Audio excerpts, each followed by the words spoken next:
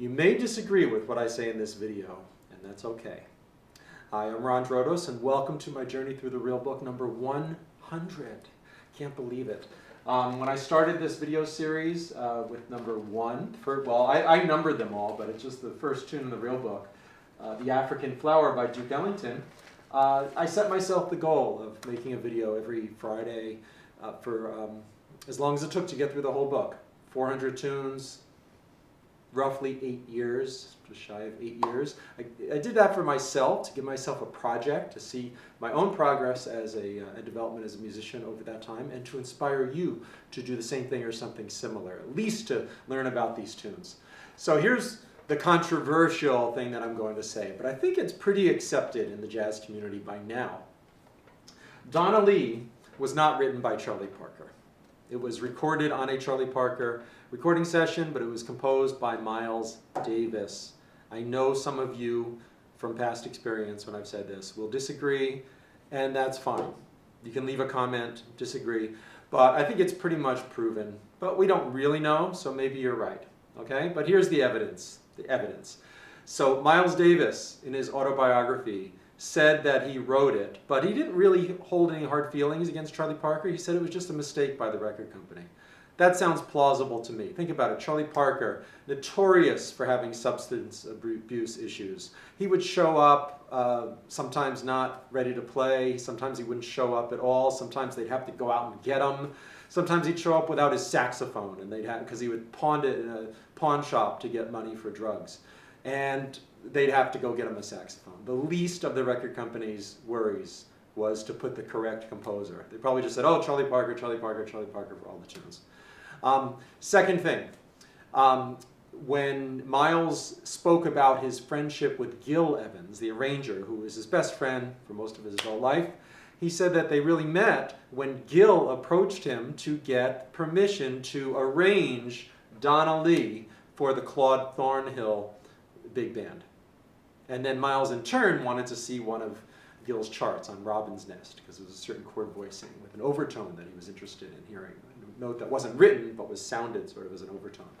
That's plausible to me. Who would make up a story like that just to say they wrote a tune? You know, yes, Miles put his name on some other people's tunes later on, like Blue and Green, Bill Evans, but I don't think that's the case here. But the third thing, which for me is the most conclusive, is that Max Roach, who was the drummer on the original recording session, told me when I was a student at the summer program at University of Massachusetts, Jazz and Live program, got to know Max for a few years.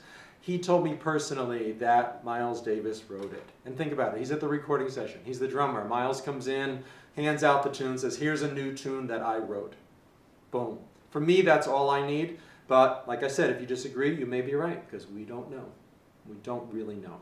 The other thing, though, is it doesn't have that start-stop, dee-da-dee-da, dee-da-dee-da, those hesitations that Parker tended to put into his solos. I mean, melodies. Even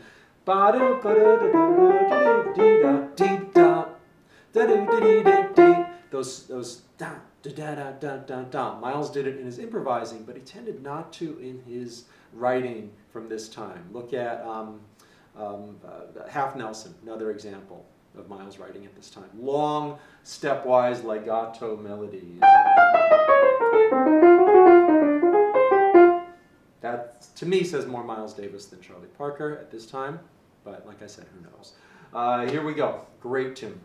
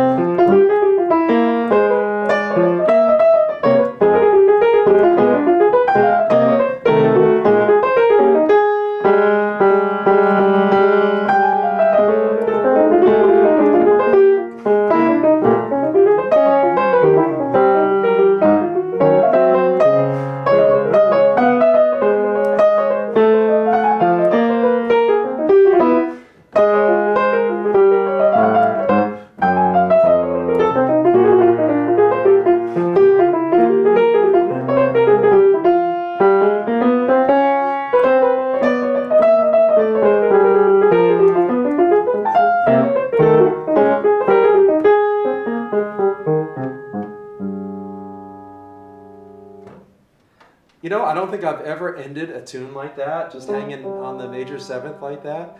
I might have been influenced by the Gil Evans arrangement, because I listened to that before I made this video. If you check it out, his arrangement for Claude Thornhill's band, it's the one that I mentioned before. Miles met him or became friends with him because Gil had asked his permission to arrange the tune for Claude Thornhill. It doesn't end like ba-ba-doo-ba-ba in a big way or anything. It's got that very sort of pure note hanging out. So maybe I was influenced by that. I don't know, but it just seemed like that's the way it wanted to go. And that's one of the great things about improvising. And I think we all need to trust that more. Not what we think is correct, but where's it going? Okay, oh, I can go here, I can go there, I can go there. This is a great tune. I've loved it ever since I was a teenager, and all my friends were guitarists, and they were studying with Sal Salvador, who was a local and famous jazz guitarist and teacher. And one of my other friends was his son. I used to hang out there a lot. And all these guitarists were studying with him and outdoing each other, trying to play Donna Lee as fast as possible. So it's been with me since I was about 15 years old. Have fun, learn it, practice it a million zillion times until you got it down. And thanks for being here. This is video 100. It means a lot to me. It means a lot to me that you're watching this. If you're interested in jazz piano instruction, check me out at KeyboardImprov.com or available for Skype lessons. Whatever you need to help you get to where you want to be as a pianist, whether you're just starting or at the intermediate or advanced levels, I can help you, and I'd love to do that. Thanks for being here.